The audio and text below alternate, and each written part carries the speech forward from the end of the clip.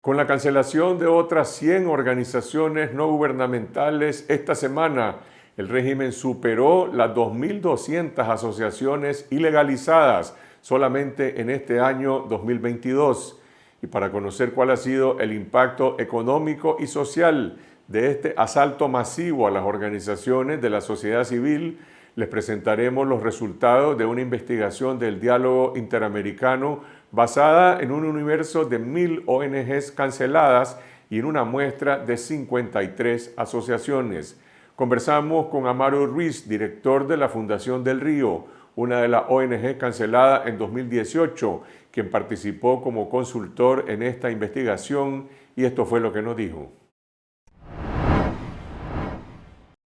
Amaro, con la última cancelación esta semana de 100 organizaciones no gubernamentales, el régimen suma ya más de 2.200 asociaciones que han sido ilegalizadas solamente en el año 2022. ¿Se puede estimar cuál ha sido el impacto económico? ¿Cuántos fondos dejan de inyectarse en el tejido social del país?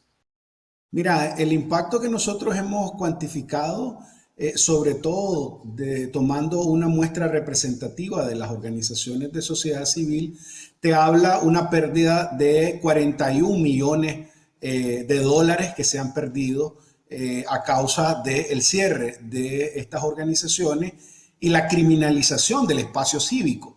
Recordad que la cooperación al desarrollo funciona a través de las organizaciones nacionales y las organizaciones internacionales que están en el país. Con esta, la cooperación al desarrollo viene y ejecuta los programas de atención a grupos vulnerables que benefician a la población nacional y que definitivamente con este cierre y esta criminalización, pues obviamente se pierde este impacto económico, sobre todo de atención a estos grupos vulnerables. ¿Cuáles son las principales actividades que desarrollaban estas 500 asociaciones que ustedes encuestaron en este estudio? ¿Qué tipo de servicios brindaban a la población? Mira, la mayoría de estas organizaciones tenían proyectos vinculados al desarrollo comunitario. Y cuando te hablo de desarrollo comunitario me refiero a proyectos de infraestructura social, a proyectos de acceso a agua potable, a proyectos vinculados a la participación ciudadana, es decir, todo lo que tiene que ver con el desarrollo comunitario de las zonas rurales donde atendían estas organizaciones.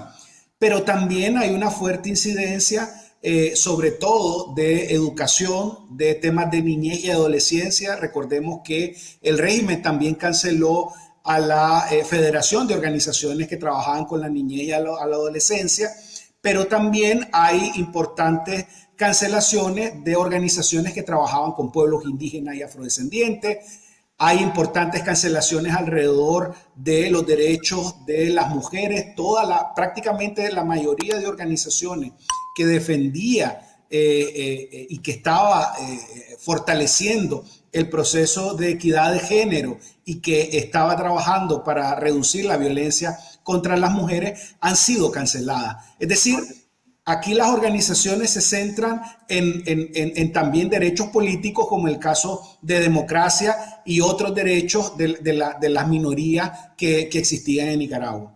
Sin embargo, la justificación que el régimen presenta siempre está asociada a que estas asociaciones incumplieron con su rol establecido en sus estatutos, que se han involucrado en política, en actividades partidarias, en la promoción del presunto golpe de Estado. Vos estás describiendo organizaciones que están principalmente enfocadas en servicio, en salud, en educación, en desarrollo comunitario, que no tienen ninguna relación directa con cualquier actividad política.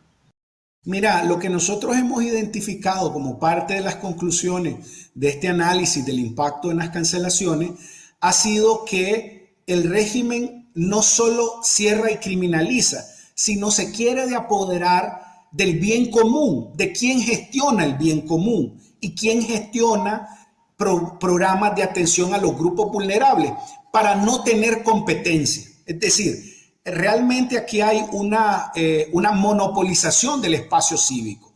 todas las actividades humanitarias están prohibidas, tienen que pasar por el Estado, por el régimen de Nicaragua. Entonces, lo que está tratando de hacer no solo es la criminalización, no solo es reducir la cooperación al desarrollo, sino mantener la hegemonía política de quien distribuye el bien común para no generar una contraposición a su política.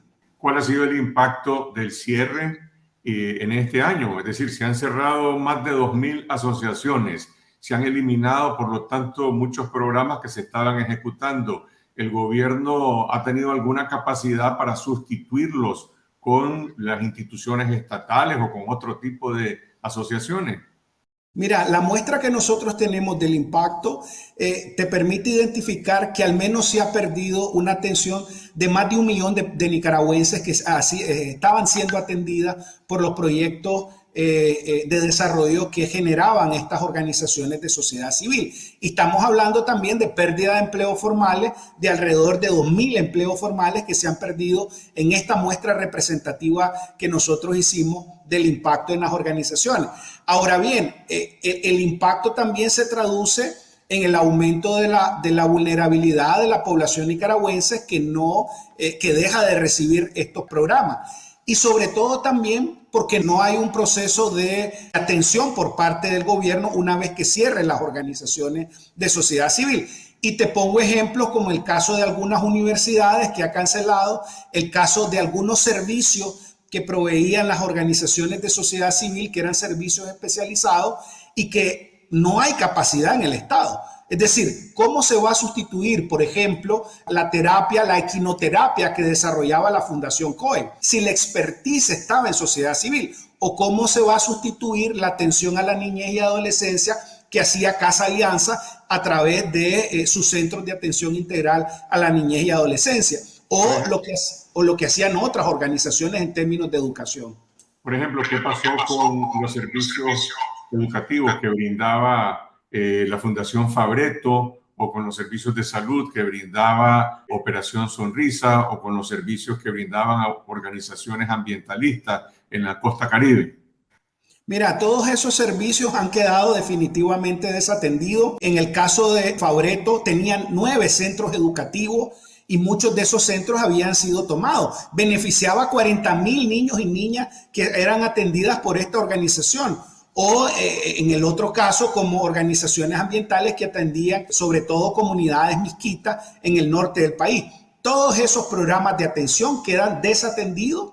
No hay una sustitución de esos programas por parte del régimen de Nicaragua, y al final el gran perdedor es la ciudadanía, porque van a aumentar esas vulnerabilidades y quedan desprotegidas. Lo vimos también en el caso de los ancianos, que muchos de ellos tuvieron que regresar a sus casas o buscar dónde seguir los procesos de atención, en el caso de, por ejemplo, cuando expulsaron a las misioneras de la caridad.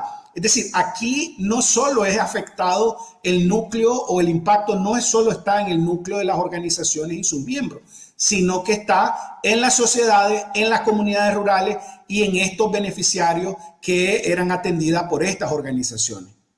En algún momento el gobierno alegó de que muchas de estas asociaciones que han sido ilegalizadas estaban inactivas y que no desarrollaban ninguna actividad. ¿Qué conclusión han podido establecer ustedes en base a las 1.000 organizaciones que han analizado?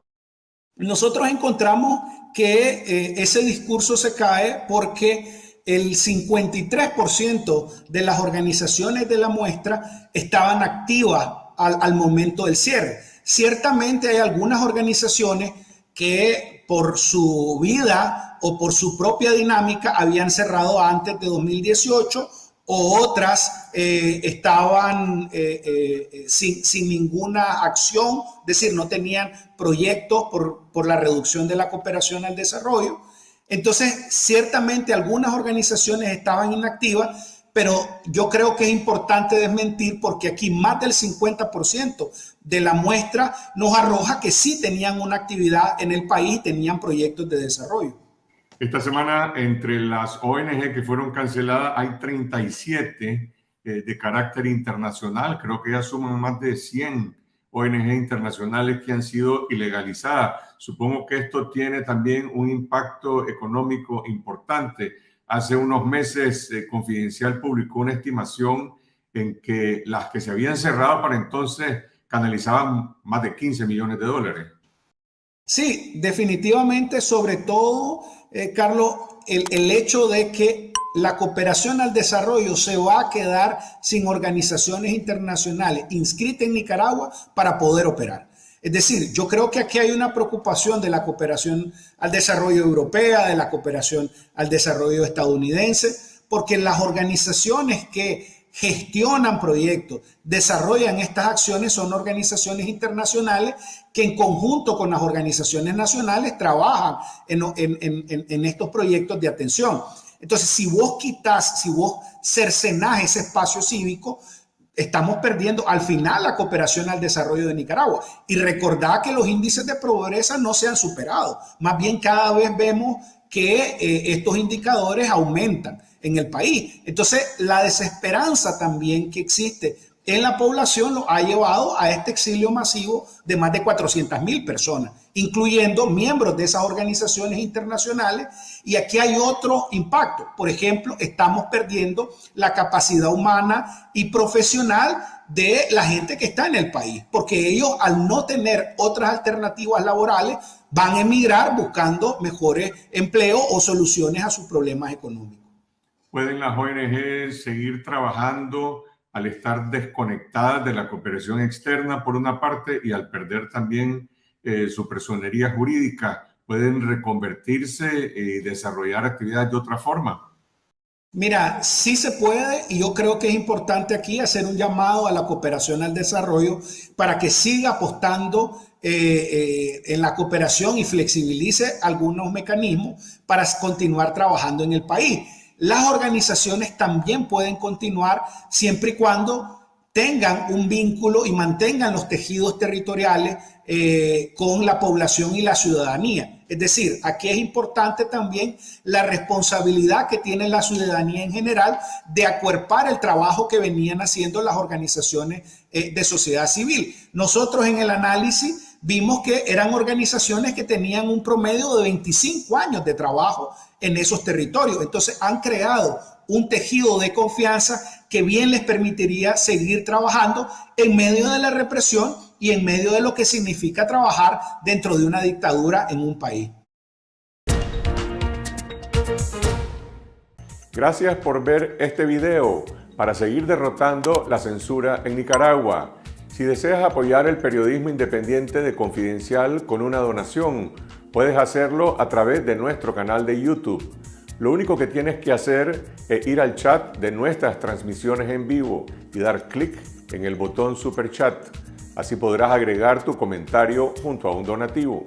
También puedes dar tu aporte en el video que más te guste, haciendo clic en el botón de Super Thanks, ubicado en la barra inferior de todos nuestros videos. Con tu apoyo seguiremos investigando y contando la verdad para informar a nuestras audiencias.